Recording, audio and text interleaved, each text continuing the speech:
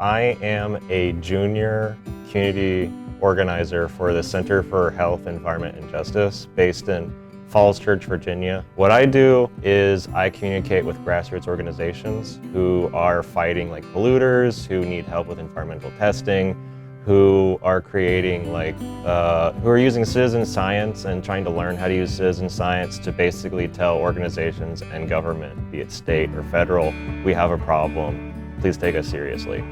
And that's been what I've been doing for the past 7 months now. So right now I am working as an intern with Texas Health Resource, and we're helping the communities of Chico and Bridgeport and also in Denton.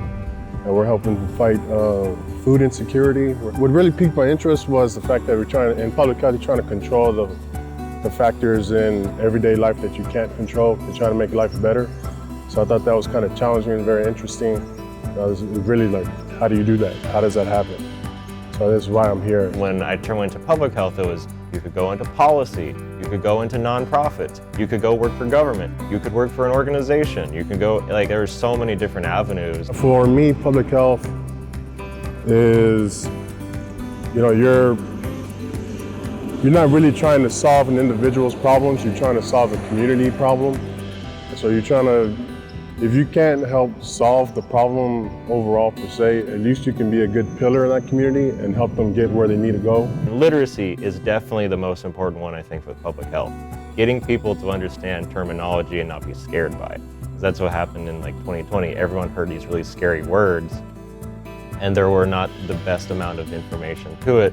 Granted, there's a lot of misinformation campaigns, but that's what public health should be doing. It's making science simple and easy so people aren't scared.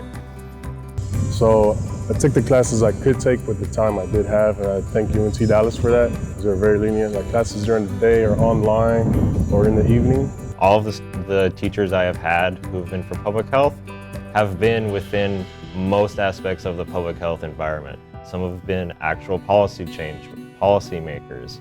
Some have worked for the government. Some have had their own business organizations that in turn worked with local organizations to change public health.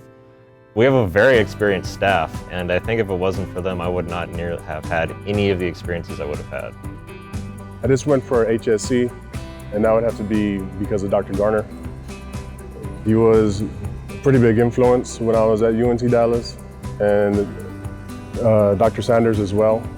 So they were the only two professors I dealt with in the public health program, and they were both very influential. Dr. Garner, his very first boss was actually the COO of the CHEJ, the shorthand for my job.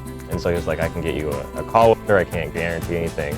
And we had a 2-hour conversation, which I didn't even know was an interview. We were just talking. And then a couple weeks later, I get a "you're hired" email. And so that's how I got my current job now.